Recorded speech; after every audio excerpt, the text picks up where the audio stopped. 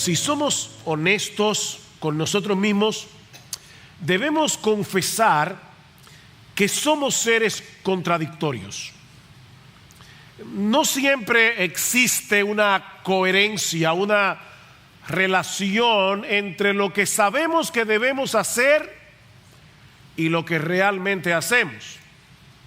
Yo creo que todo el mundo reconoce que es mejor ser humilde que orgulloso, ¿no es así? Yo creo que todo el mundo reconoce que es mejor ser altruista, es decir, preocuparnos por el bien de los demás, que ser egoístas. Todo el mundo reconoce que es mejor hacer el bien que hacer el mal. A menos que una persona tenga un serio desajuste psicológico, hay en todos nosotros una conciencia que Dios puso allí de fábrica, que nos dice que debemos alabar lo bueno y que debemos rechazar y desaprobar lo malo. De hecho, eso es lo que lleva a muchas personas a la hipocresía, es decir, a disfrazar el orgullo de humildad y a buscar la manera de esconder nuestro egoísmo. Queremos aparentar que somos humildes, que somos altruistas, porque sabemos que eso es lo que deberíamos ser. Por eso alguien decía que la hipocresía es el homenaje que el vicio le rinde a la virtud. La hipocresía es el homenaje que el vicio le rinde a la virtud. Todo el que hipócritamente pretende ser virtuoso sin serlo, está reconociendo que la virtud es buena. ¿No es así? Así que la hipocresía es una extraña forma de exaltar la virtud. Pero aquí es donde entra en juego el problema esencial del ser humano. El hecho de que todo el mundo reconozca que la humildad es mejor que el orgullo y que practicar la regla de oro es mejor que ser un egoísta, no quiere decir que tengamos la capacidad de comportarnos a la altura de esos estándares morales que aprobamos. En otras palabras, saber lo bueno es una cosa, hacerlo es otra muy diferente. De ahí el refrán que seguramente todos han escuchado alguna vez: del dicho al hecho hay mucho trecho. Del dicho al hecho hay mucho trecho. Si somos honestos con nosotros mismos, tenemos que reconocer que estamos muy lejos de llenar la medida de ese estándar que nosotros reconocemos como bueno. O sea, no es que ignoramos hacer lo bueno, es que no podemos. No llenamos esa medida. Ese es el dilema que Pablo plantea en Romanos capítulo 7, los versículos 7 al 13 que estudiamos la última vez que consideramos esta carta versículo a versículo. Y la tesis de Pablo es que la ley de Dios, los 10 mandamientos, la ley de Dios es santa, es justa, es buena, pero no puede salvar a nadie. La ley es buena, pero no nos puede salvar porque no tenemos la capacidad de obedecerla. Así que el problema, dice Pablo, no está en la ley. El problema está en nosotros, que no podemos ni queremos hacer lo que la ley dice. No queremos someternos a la voluntad de nadie fuera de nosotros mismos. Queremos ser autónomos e independientes. Es por eso que nadie se puede salvar guardando la ley, dice Pablo, porque nadie puede llenar la medida que la ley demanda de nosotros. La ley nos dice lo que debemos hacer, pero no nos provee los recursos para hacerlo. Por lo tanto, y este es el mensaje de Romanos, la única manera de salvarse, no hay dos maneras, no hay 10 religiones, solamente hay 2 religiones en el mundo: la religión que es por obras y la religión que es por gracia. El cristianismo y todas las demás, solo hay 2 religiones. El mensaje de Romano es que la única manera de salvarse es aceptando como un regalo la justicia que Dios nos provee por medio de la fe en Jesucristo. No por nuestro esfuerzo en obedecer los mandamientos de Dios.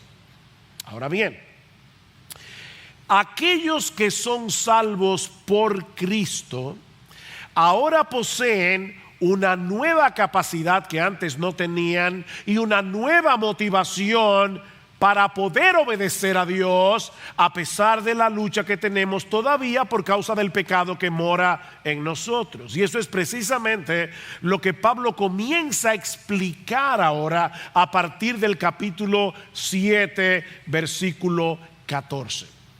Y hay una diferencia evidente entre lo que Pablo describe en Romanos 7:3, 7:7 al 13, el texto que estudiamos la vez pasada, y el que vamos a estudiar en el día de hoy, Romanos capítulo 7, versículos 14 al 25. Hay una diferencia abismal, y eso lo vemos, por ejemplo, en el hecho de que los verbos que usa Pablo en Romanos capítulo 7, versículos 7 al 13, todos están en tiempo pasado.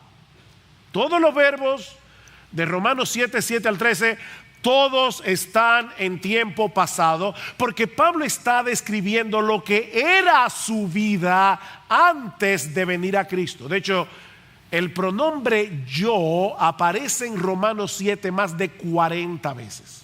Yo, Pablo está describiendo lo que era su vida antes de ser cristiano. Pero en los versículos 14 al 25, todos los verbos están en tiempo presente, porque Pablo está describiendo allí su condición actual ahora que es cristiano, después de su conversión. En los versículos 7 al 13 vemos el cuadro de un incrédulo que de ninguna manera puede obedecer la ley de Dios porque es un esclavo del pecado. Pero en los versículos 14 al 25 vemos el cuadro de un cristiano que sigue luchando contra el pecado que mora en él, pero habiendo sido libertado de su dominio. ¿Ven la diferencia? 7 al 13, un incrédulo que no puede obedecer a Dios. 14 al 25, un cristiano que desea obedecer, que quiere obedecer, pero que tiene una lucha. Alguien lo planteó de esta manera: el incrédulo de los versículos 7 al 13 se encuentra inmerso en una guerra que de ninguna manera puede ganar. No la puede ganar. El cristiano de los versículos 14 al 25 está también inmerso en otra guerra, pero que de ninguna manera puede perder. El incrédulo está en una guerra que no puede ganar. El creyente está en una guerra que no puede perder. Así que no es que nosotros pasamos de la guerra a la paz cuando nos convertimos a Cristo. No, seguimos en guerra. Seguimos en guerra. Pero esta es una nueva guerra, porque ahora estamos luchando desde una posición completamente distinta a la que teníamos cuando éramos incrédulos. Ya no estamos en una guerra que no vamos a ganar. Estamos en una guerra que no podemos perder. Estamos en una guerra que no podemos perder, a pesar de las heridas que vamos a sufrir en el campo de batalla muchas veces. Vamos a perder batallas, pero no la guerra. Y Pablo quiere hacernos ver en esta porción de Romanos por qué seguimos en guerra contra el pecado si ya fuimos libertados del pecado. Pablo ya dijo en Romanos 6, fuimos libertados de la esclavitud del pecado. Oye, pero en la experiencia como que no lo parece. ¿Te has sentido así? ¿Libertado del pecado? Pablo dice, déjame explicarte cuál es el problema. Si ya fuimos libertados del pecado, pero debes prepararte para pelear una guerra hasta el día de tu muerte en el poder del Espíritu Santo y no descansando en nuestras propias fuerzas para obedecer la ley. Mis hermanos, ese es el centro de este pasaje. Estamos en una guerra, no la pelees en tus propias fuerzas. Necesitamos depender del Espíritu de Dios. Y espero al final decir algo acerca de esto. Así que, hermanos, el tema de Romanos 7 es el siguiente: la ley de Dios en sí misma ni puede salvar ni puede santificar. Óyeme bien, mi hermano, la ley de Dios en sí misma ni puede salvar ni puede santificar. No porque haya algún problema en la ley, sino porque aún nosotros los cristianos tenemos un problema. Y es ese problema el que Pablo va a describir en los versículos 14 al 25. Veamos entonces, en primer lugar, lo que Pablo nos dice acerca de la ley. Luego veremos lo que Pablo nos dice acerca de sí mismo, y ahí estamos todos incluidos. Y en tercer lugar vamos a ver lo que Pablo nos dice acerca de cómo somos librados en esta lucha. Así que, primero lo que Pablo nos dice acerca de la ley, lo que Pablo nos dice acerca de sí mismo y lo que Pablo nos dice acerca de esta lucha. ¿Qué dice Pablo en este pasaje acerca de la ley? Bueno, como veíamos la vez anterior, Pablo tiene que salirle al frente a la acusación de que él no está menospreciando la ley. Imagínense a un judío en el tiempo de Pablo diciéndole: Pablo, pero si la ley no salva ni santifica, entonces ¿para qué sirve? Debemos llegar a la conclusión de que la ley es algo malo. Y Pablo pregunta en el versículo 7, ¿qué diremos entonces? ¿Es pecado la ley? Respuesta: de ninguna manera. No, la ley no es pecado. De hecho, en el versículo 12 dice: así que la ley es santa y el mandamiento es santo, justo y bueno. No hay ningún problema en la ley. Próxima pregunta, versículo 13. Eso lo vimos la vez anterior. Entonces, si la ley es buena, lo que es bueno vino a ser causa de muerte para mí. De ninguna manera, dice Pablo, al contrario, fue el pecado a fin de mostrarse que es pecado al producir mi muerte por medio de lo que es bueno, para que por medio del mandamiento el pecado llegase a ser en extremo pecaminoso. Pablo está diciendo: el problema no está en la ley, no es la ley la que te mata, es el pecado. Lo que hace la ley es hacerte ver cuán pecaminoso es el pecado que mora en ti. En otras palabras, déjame ponértelo de una manera no muy bonita.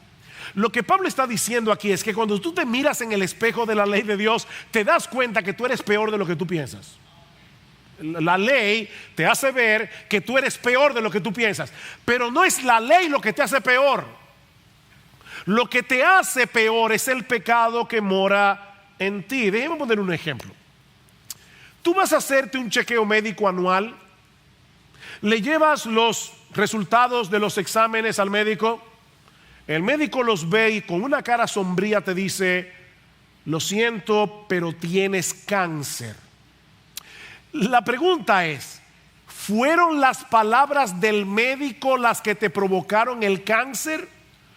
¿O ya tú tenías el cáncer y el médico simplemente te está revelando el problema que está en ti? Bueno, así funciona la ley. La ley no produce cáncer, pero la ley te hace ver que el cáncer del pecado que mora en ti ha hecho metástasis en todo tu ser. No hay una parte de tu ser que no haya sido impactado por causa del pecado. Eso es lo que hace la ley. De manera que el problema no está en la ley, está en nosotros. Versículo 14. Y aquí comienza ahora Pablo el creyente. Porque sabemos que la ley es espiritual, pero yo soy carnal, vendido a la esclavitud del pecado. En un momento vamos a ver a qué Pablo se refiere cuando habla de su carnalidad aquí. Pero guarden eso en el disco duro. Yo quiero más bien concentrarme en lo que él nos dice acerca de la ley. ¿Qué dice Pablo de la ley? Que la ley es espiritual. ¿Y eso qué significa? Significa que la ley tiene un origen divino. La ley es espiritual. La ley es perfecta, porque es el reflejo del carácter perfecto de Dios. No puede haber nada malo o inadecuado en los 10 mandamientos, porque no hay nada malo o inadecuado en el Dios de la ley. Él es santo, Él es justo, Él es bueno, y lo mismo podemos decir de la ley. El mundo, mis hermanos y amigos que están aquí hoy en la mañana, sería un lugar paradisíaco si todos los seres humanos obedecieran la ley. Sería un paraíso.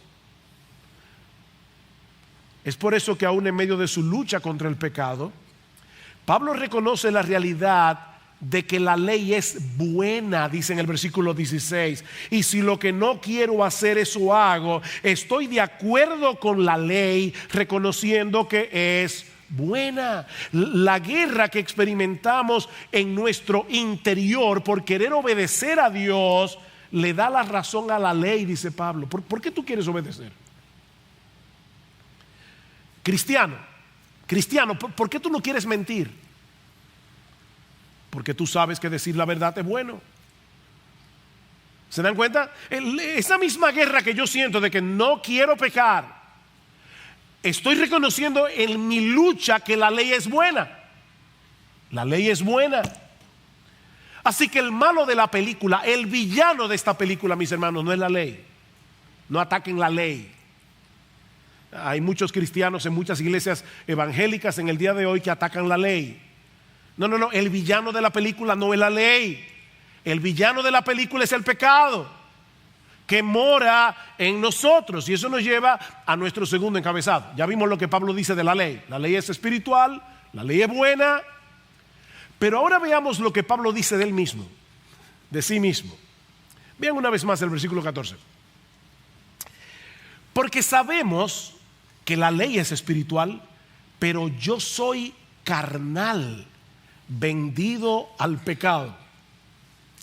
Esta expresión es tan fuerte que algunos han llegado a la conclusión de que Pablo no puede estar hablando aquí de un creyente, sino de un incrédulo, porque Pablo había dicho antes que los creyentes ya no están en la carne, ¿recuerdan? Es decir, los creyentes ya no están dominados por su naturaleza pecaminosa, ya hemos sido libertados del pecado.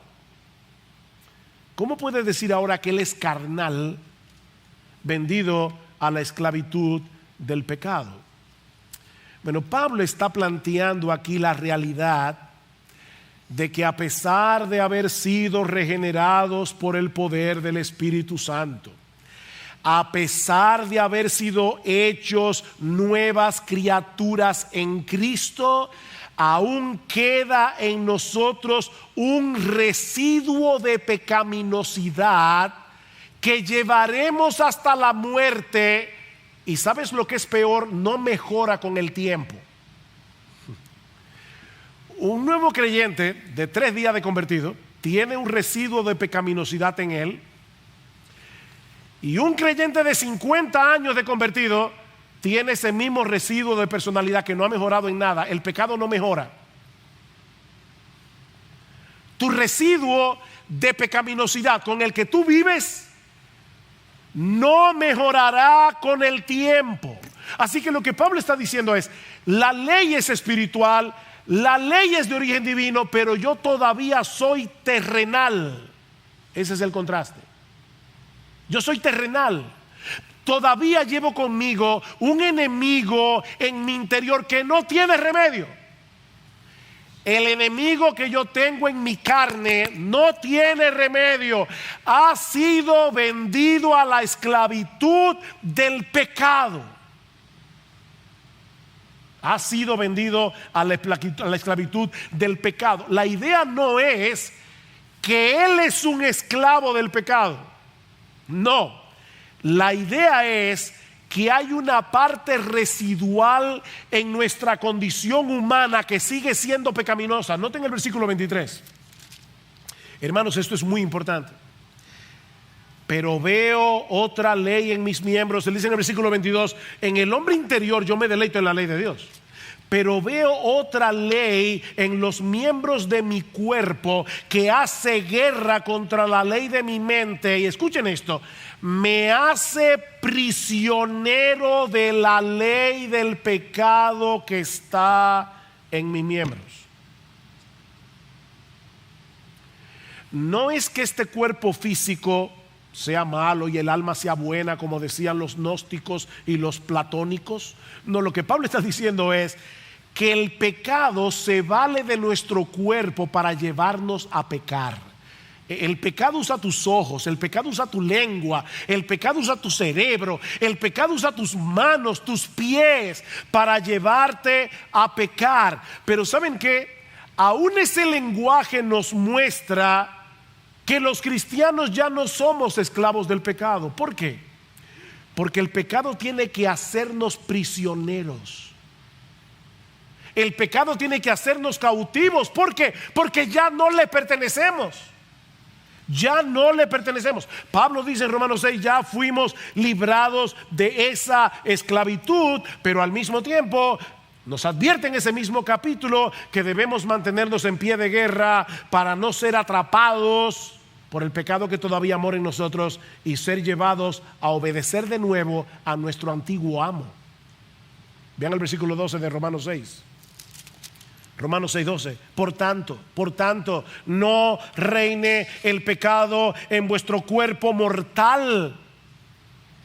El pecado está en vuestro cuerpo mortal. Esa es la parte que Pablo dice, yo soy carnal. Este es un cuerpo mortal, es un cuerpo terrenal en el que habita el pecado. La ley es espiritual, pero yo soy terrenal.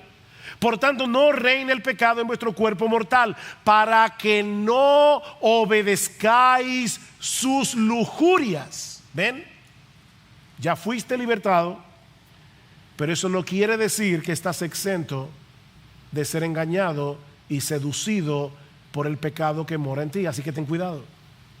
Es la misma exhortación de Pablo en Gálatas 5. Estad pues firmes en la libertad con que Cristo nos hizo libres, y no estéis otra vez sujetos al yugo de esclavitud. Eso no quiere decir que un verdadero cristiano puede regresar a su antigua esclavitud. Lo que Pablo está diciendo es que un verdadero cristiano es susceptible de actuar como si todavía fuera un esclavo.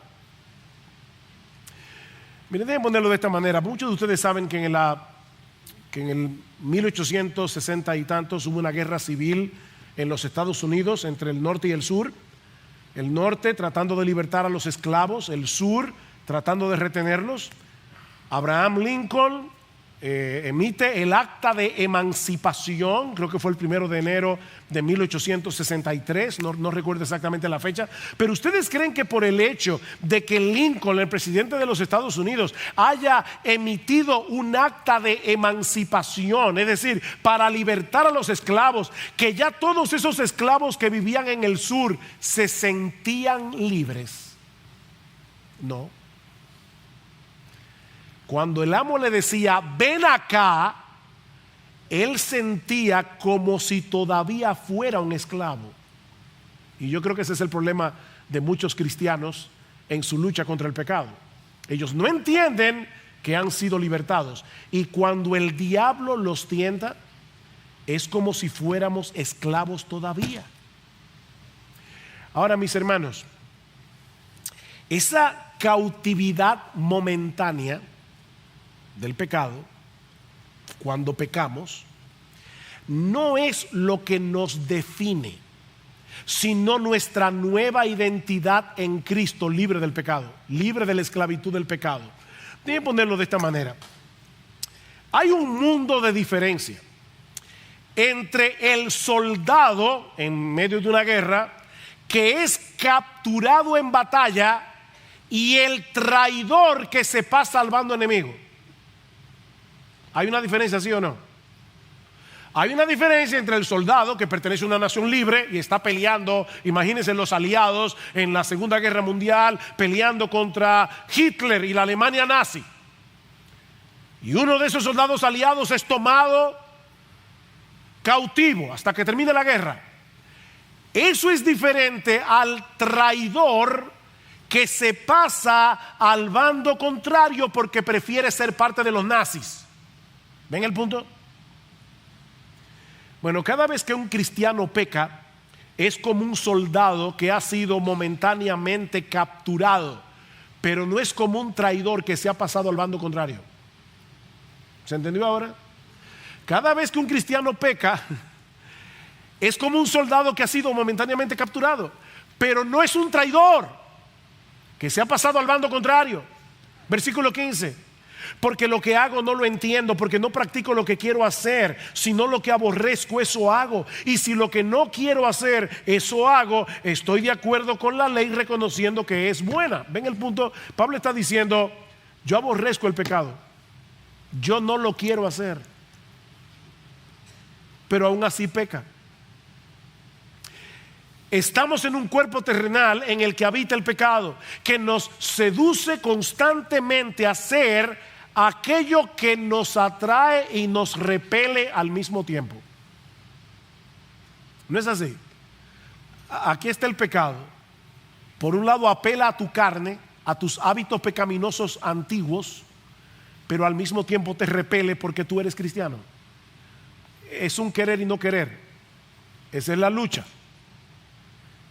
Hermanos, yo estoy haciendo mi mejor esfuerzo para poder entender, para poder explicar, de una manera entendible la lucha que Pablo está planteando aquí, porque es tu lucha y la mía. Es tu lucha y la mía.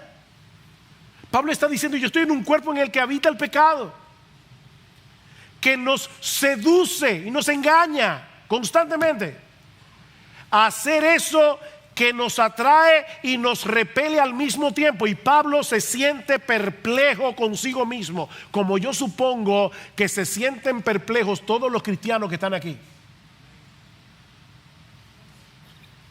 Uno se siente perplejo. Versículo 17. Así que ya no soy yo el que lo hace cuando peco, sino el pecado que habita en mí.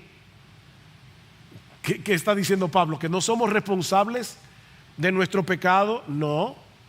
Somos nosotros los que tomamos la decisión de pecar. Es a nosotros que el pecado nos seduce y nos engaña. Pero escuchen, esa inclinación hacia el pecado no procede de nuestro verdadero yo, que ha sido regenerado por Cristo con el poder de su Espíritu. Porque ese nuevo yo regenerado prefiere hacer lo bueno, no pecar.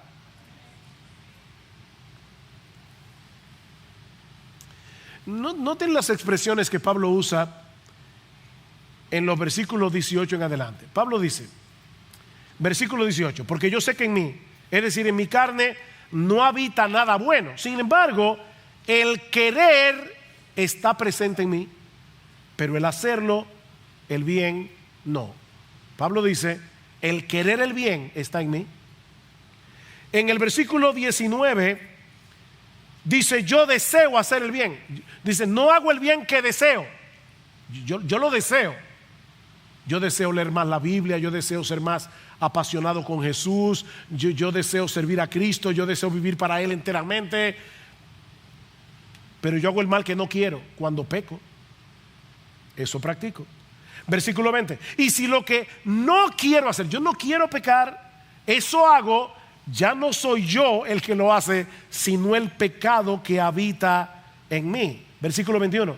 Así que queriendo yo hacer el bien, yo quiero hacer el bien, pero hallo esta ley que el mal está presente en mí. De hecho, en el hombre interior yo me deleito en la ley de Dios. ¿Oyeron todo eso? Yo quiero hacer el bien, yo no deseo pecar, yo me deleito en la ley de Dios. Esas son las aspiraciones de un verdadero cristiano. Eso es lo que el cristiano quiere. El nuevo yo de Pablo, que ha sido regenerado por el poder del Espíritu Santo, quisiera no pecar nunca. Déjame hacerte una pregunta. ¿A ti no te ha pasado eso que tú dices, wow, yo quisiera no pecar más? ¿De dónde te viene ese deseo? ¿De tu buen corazón? ¿A ti no te pasa que cuando pecas te sientes vergonzosamente horrible? ¿Por qué te sientes mal cuando pecas? ¿Por qué te sientes mal? ¿Por qué? Porque no quieres, pero te atrae. No quieres, pero te atrae. El pecado te seduce. El pecado te engaña.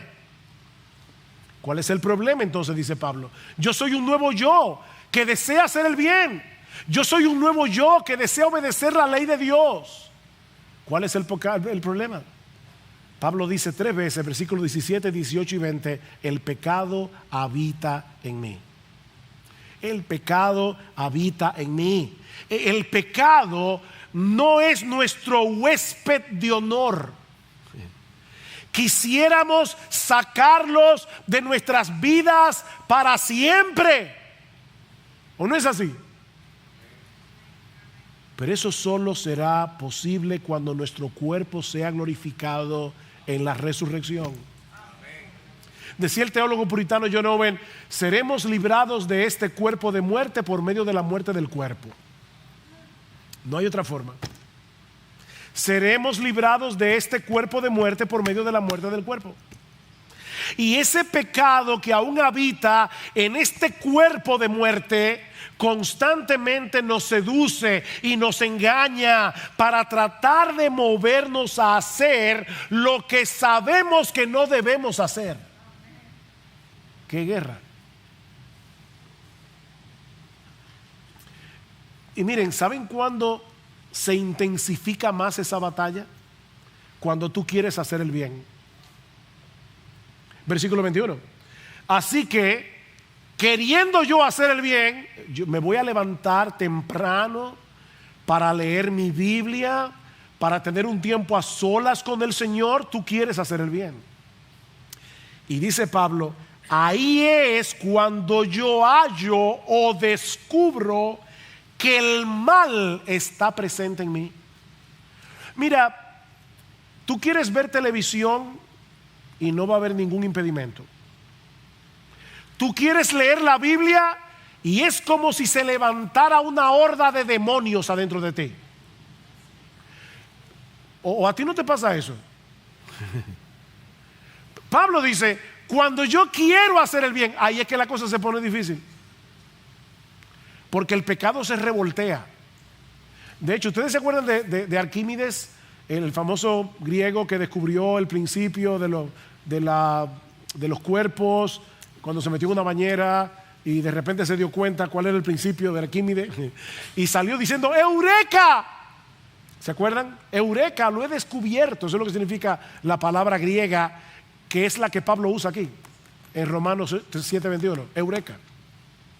Pablo está diciendo: cuando yo quiero hacer el bien, ahí es que yo descubro que el mal está en mí, porque se levanta una oposición horrible.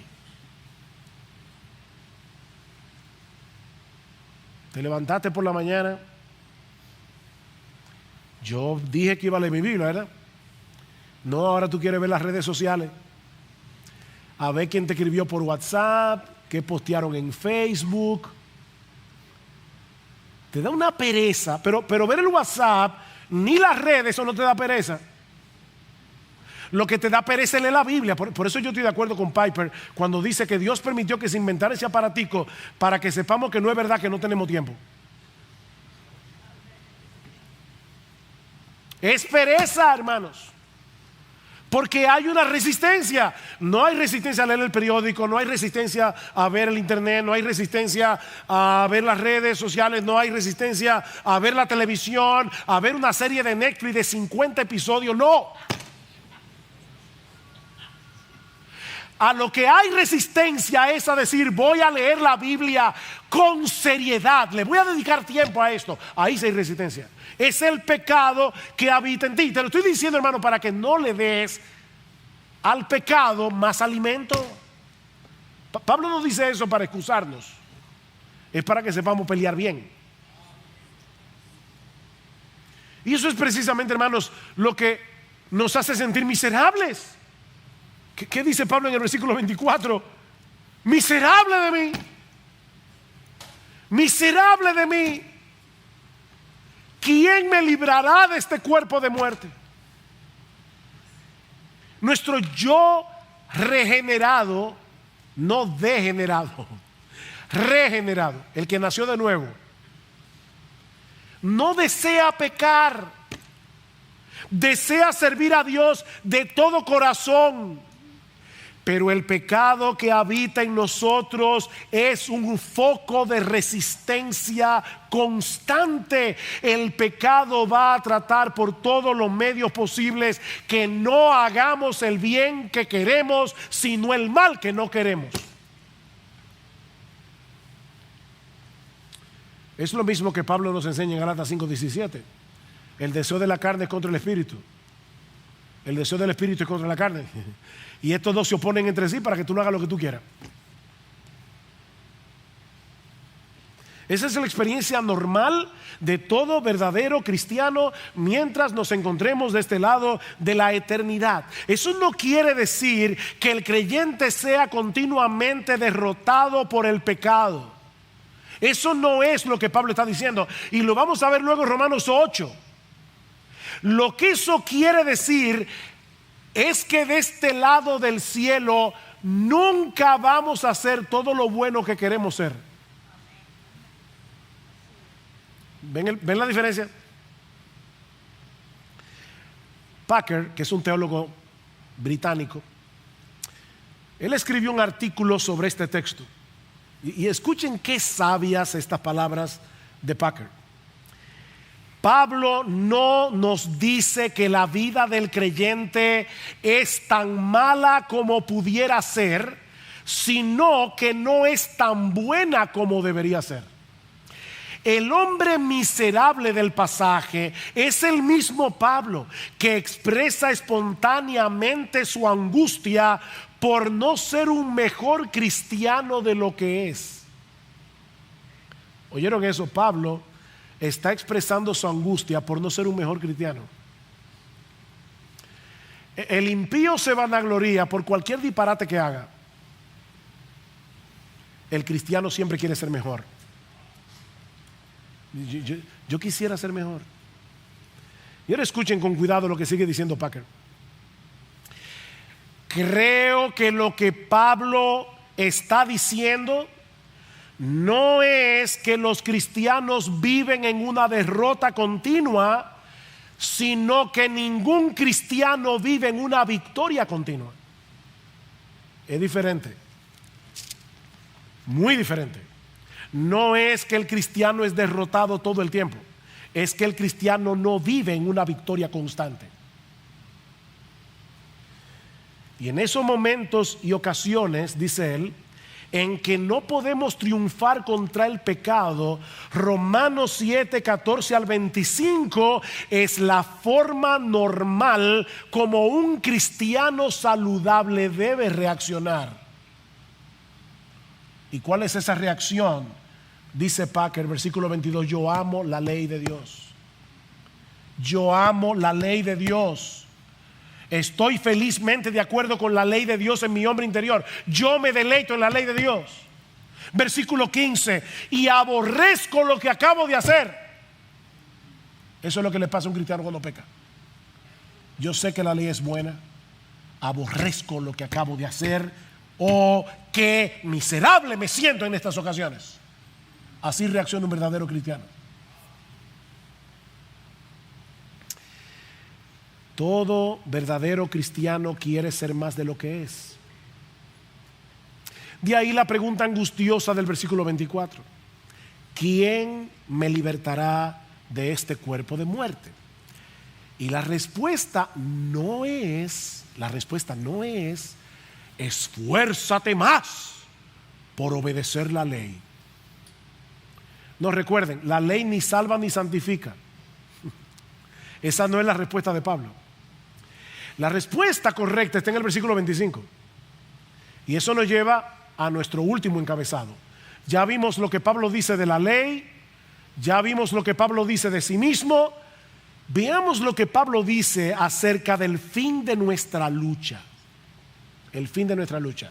Las palabras del versículo 24, miserable de mí, ¿quién me libertará de este cuerpo de muerte?, expresan el anhelo ardiente de todo verdadero cristiano, de que llegue ese día en que no seamos más estorbados por el pecado, para adorar y servir libremente a nuestro Señor y Salvador, cuando ninguna cosa de este mundo disminuya la llama de nuestra pasión por Él. ¿Nunca has experimentado eso?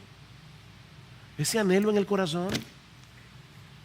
¿Quién podrá librarnos de la carga de llevar con nosotros este remanente de pecado que nos dificulta tanto entregarnos por entero a aquel que nos amó al punto de morir por nosotros en una cruz? ¿Quién me librará? Respuesta: gracias a Dios por Jesucristo. Gracias a Dios por Jesucristo. Yo titulé este sermón miserable de mí. Después pensé, ese no es un buen título. Debí titular este mensaje: gracias a Dios por Jesucristo.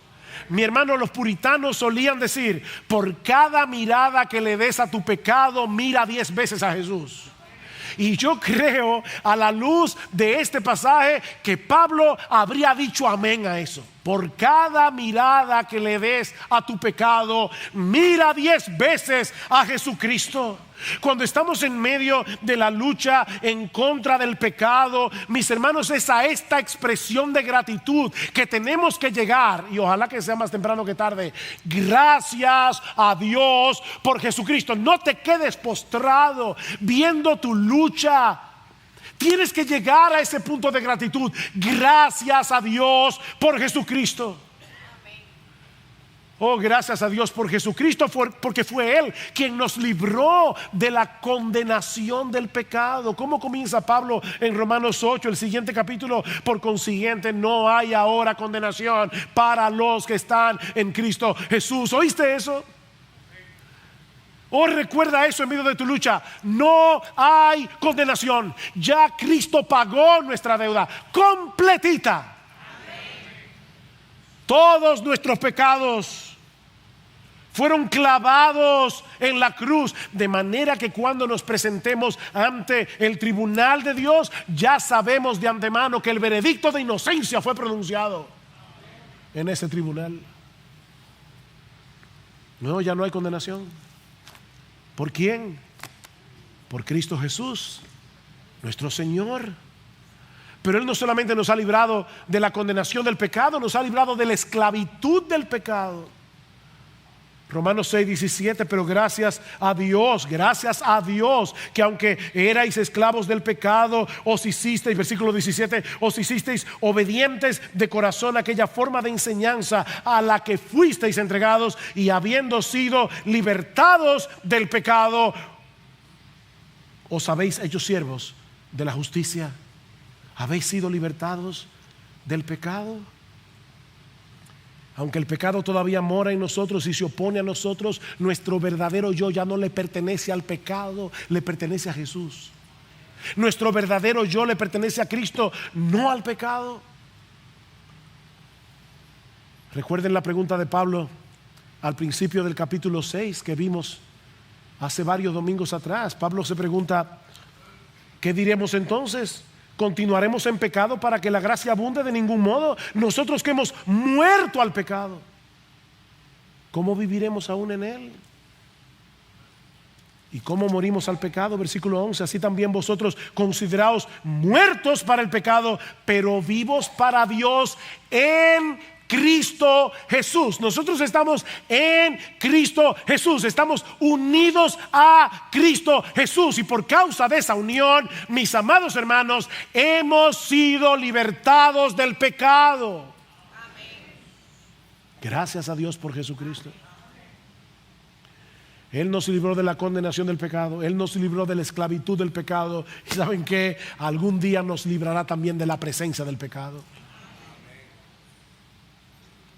Por eso decíamos hace un momento que los cristianos estamos en una guerra que no podemos perder.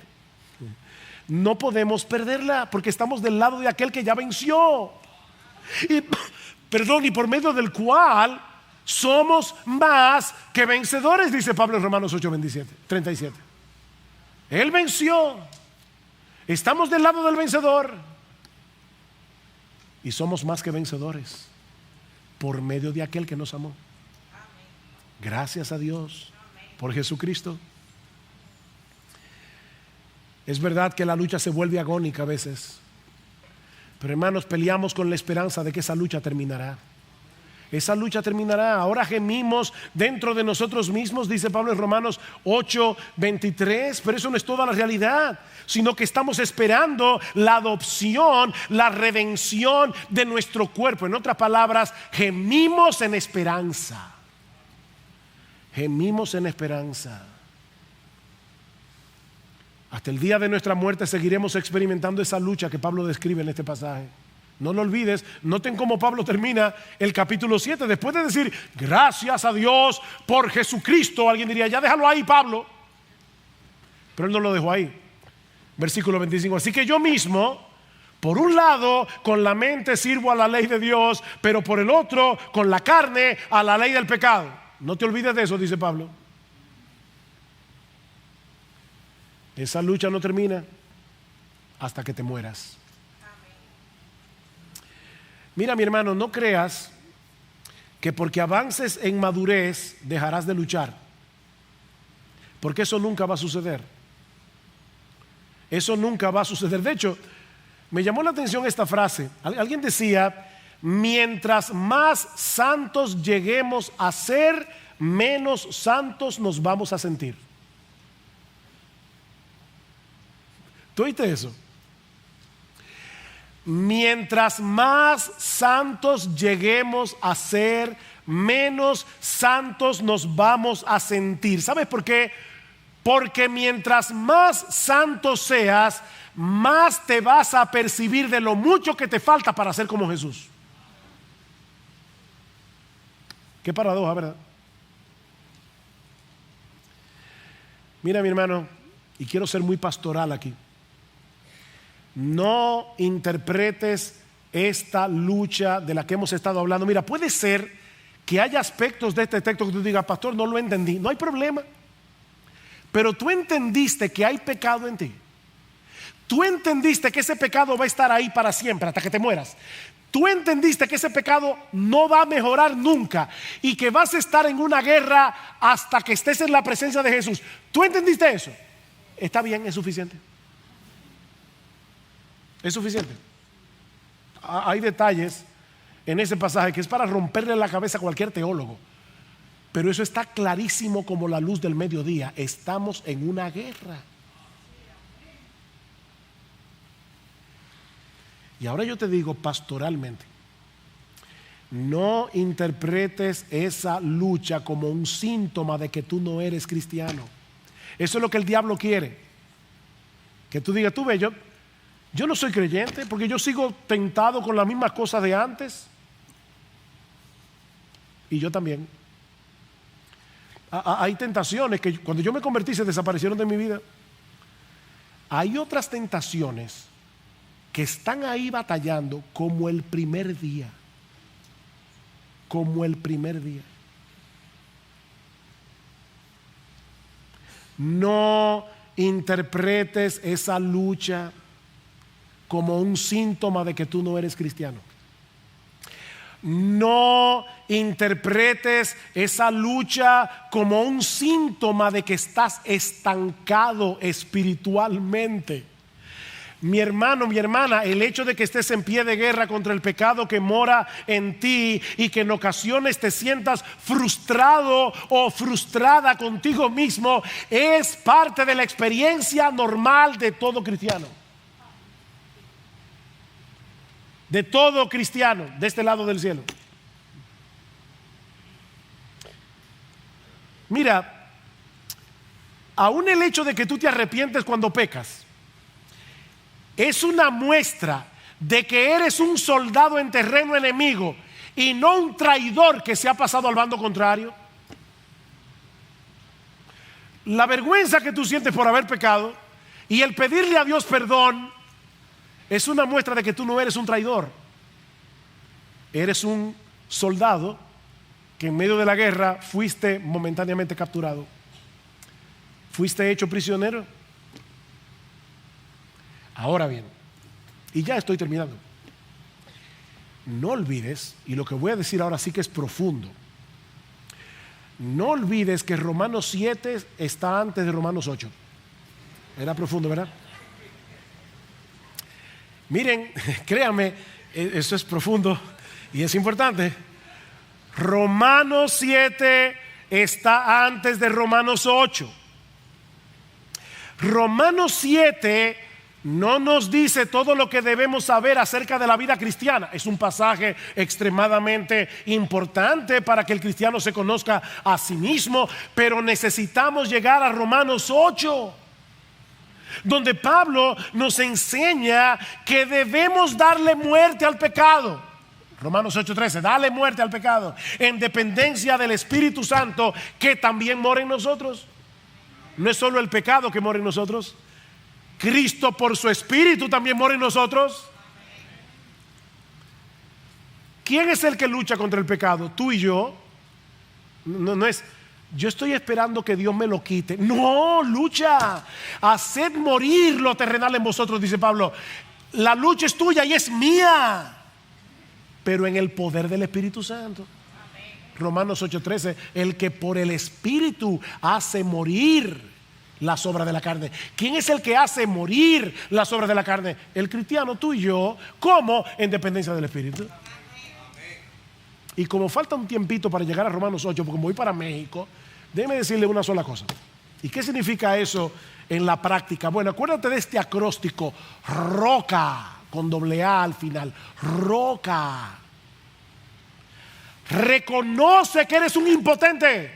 Reconoce que el pecado mora en ti. Reconoce que tú no puedes pelear esta batalla en tus propias fuerzas. ¿Qué debes hacer? Ora. Ora, mi hermano. Ora. No te atrevas a salir de tu casa por la mañana cuando te levantas sin haber buscado el rostro de Dios. Que cuando estamos en nuestra mejor condición espiritual somos demasiado débiles. Ora. Ora, clama a Dios, no te atrevas a dejar de orar. Oh, mi hermano envía notas al cielo: Señor, ayúdame, ayúdame, ayúdame, yo no puedo con el pecado que mora en mí. Reconoce, ora, confía, confía en el Señor, confía en las promesas del Señor. Él dice en su palabra que juntamente con la tentación da la salida. Búscala y huye. Confía, actúa, no te quedes paralizado por causa de esta guerra. No, mi hermano, actúa, actúa, haz lo que debes hacer como creyente. Señor, aquí estoy yo lidiando con mis hijos. Muchas veces peco, me airo. ¿Qué haces? ¿Lo entregas en adopción? No.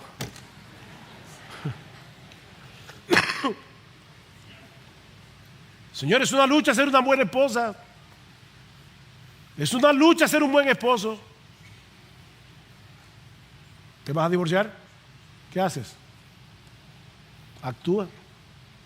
Actúa confiando, orando y reconociendo que tú no puedes por ti mismo. Y luego agradece.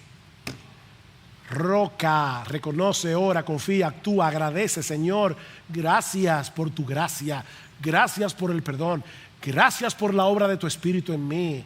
Agradece.